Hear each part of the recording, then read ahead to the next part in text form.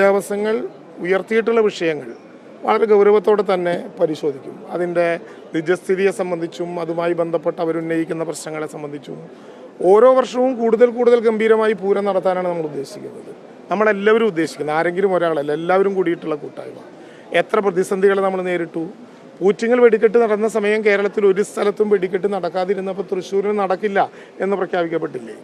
ആ ഘട്ടത്തിൽ എല്ലാവരും ഒരുമിച്ച് ആ വെടിക്കെട്ട് നടത്താൻ വേണ്ടി കഴിഞ്ഞു. തെച്ചിക്കോട്ടുകാവ് രാമചന്ദ്രനെ എഴുന്നള്ളിക്കാൻ പ്രത്യേകിച്ച് നെയ്തിലക്കാവ് ഭഗവതിയുടെ തിടമ്പേറ്റി എല്ലാ വർഷവും പൂര വിളംബരം നടത്തിയിരുന്ന തെച്ചിക്കോട്ടുകാവ് രാമചന്ദ്രനെ ആ ഘട്ടത്തിൽ ആകില്ല എന്ന പ്രതിസന്ധിയുടെ മുമ്പിൽ ആന പ്രേമികളും പൂരപ്രേമികളും ഒക്കെ പ്രയാസകരമായ അനുഭവം ഉണ്ടായപ്പോൾ എല്ലാവരും ഒരുമിച്ച് നിന്ന് തെച്ചിക്കോട്ടുകാവ് രാമചന്ദ്രൻ തന്നെ അന്ന് നട തുറന്ന അഭിമാനകരമായ അനുഭവത്തിലേക്ക് പോയി. ദേവസ്വവുമായി ബന്ധപ്പെട്ടും പൂര നടത്തിപ്പുമായി ബന്ധപ്പെട്ടും നിരവധി കോടതി വിധികളും പെസോ ഉൾപ്പെടെയുള്ള ഏജൻസികളുടെ നിയന്ത്രണങ്ങളും ഒക്കെ ഉണ്ടായ ഒരു കാലമാണിത്. സ്വാഭാവികമായിട്ടും കോഡ് ഓഫ് കോണ്ടാക്റ്റ് നിലവിലുള്ള ഒരു ഘട്ടം എന്ന നിലയിൽ പരിചയസമ്പന്നരായിട്ടുള്ള ഉദ്യോഗസ്ഥന്മാരുടെ കുറവും അല്ലെങ്കിൽ മാറി വന്നവരുടെ ധാരണകളുമൊക്കെ ഇതിൻ്റെ ഭാഗമായിട്ടുണ്ടാകാം.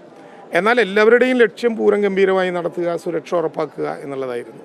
ആ വിധത്തിൽ അത് മുന്നോട്ട് പോയി. ഇടക്കാലത്ത് മുറിയുകയല്ല, ഉപചാരം ചൊല്ലി പിരിയുന്നത് വരെ ഒരു ചടങ്ങും ഭേദമില്ലാത്ത വിധം അത് നടത്തപ്പെട്ടു. എന്നാൽ ഇടനേരത്തുണ്ടായ ഒരു പ്രയാസം നമുക്കെല്ലാവർക്കും ദുഃഖകരം എന്ന് പറയാവുന്ന, നിർഭാഗ്യകരം എന്ന് പറയാവുന്ന ഒരു സംഭവത്തെ തുടർന്ന് അത് പരസ്പരം ചർച്ച ചെയ്ത് ഒരു ധാരണയിലെത്താൻ കുറച്ച് നേരം പിടിച്ചു. അതുകൊണ്ട് തന്നെ പുലർച്ചെ ആരംഭിക്കേണ്ട വെടിക്കെട്ട് ഒരു ധാരണയിലെത്തിയതിന് ശേഷം മാത്രം നിറച്ചാൽ മതി എന്നൊരു പൊതുധാരണയിലേക്ക് വന്നു. അതാദ്യം ഒരു സംഘം നിറയ്ക്കാനുള്ള തയ്യാറെടുപ്പിലേക്ക് വന്നു.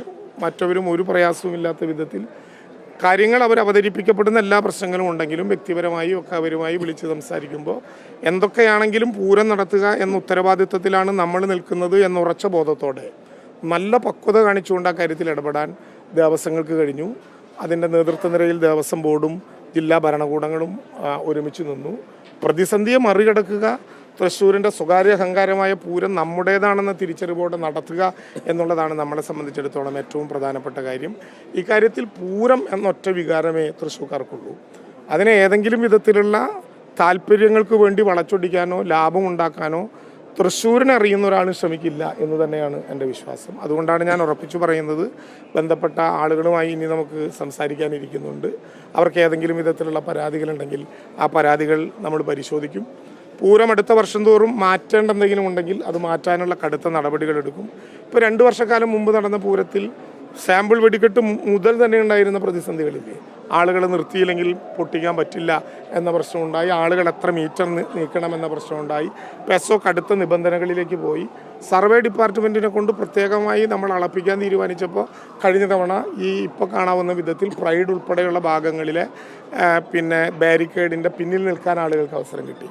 അപ്പോൾ ഓരോന്നുമായി പരിശോധിച്ച് കൂടുതൽ പൂരത്തെ ജനകീയമാക്കാനും ഏതെങ്കിലും വിധത്തിലുള്ള ആശങ്കയില്ലാത്ത വിധം നടത്തിക്കാനും ആവശ്യമായ നടപടികൾ എന്താണോ അതെല്ലാം എടുക്കും. സ്വാഭാവികമായിട്ടും കോഡ് ഓഫ് കോണ്ടാക്റ്റ് നിലനിൽക്കുന്നത് കൊണ്ട് തന്നെ നേരത്തെ വിളിച്ചു ചേർക്കപ്പെട്ട യോഗങ്ങൾ കഴിഞ്ഞാൽ പിന്നെ ചിലതിലേക്ക് പോകാനുള്ള സാഹചര്യം ഉണ്ടായില്ലെങ്കിലും ജില്ലാ ഭരണകൂടവും ദേവസ്വങ്ങളും ഉയർന്ന പക്വതയോടെ തന്നെ ഈ കാര്യത്തിനെ സമീപിച്ചു. സ്വാഭാവികമായും കൃത്യനേരത്ത് പൊട്ടാത്തത് കൊണ്ട് ചില പ്രയാസങ്ങൾ ബന്ധപ്പെട്ടവർക്കുണ്ടായെങ്കിലും അതിനെല്ലാം മറികടന്നുകൊണ്ട് തൃശ്ശൂരിൻ്റെ പൂരം എന്ന ആവേശകരമായ അനുഭവം ആദ്യത്തെ വെടി പൊട്ടുന്നത് മുതൽ ആളുകളുടെ മനസ്സിലും മുഖത്തിലും ഉണ്ടായിരുന്നു. ഈ സന്തോഷത്തോടെ പിരിയുകയാണ് ഏറ്റവും നല്ലത്. മറ്റു കാര്യങ്ങളെല്ലാം തുടർന്ന് നമുക്ക് പരിശോധിച്ച് ആവശ്യമായ നടപടി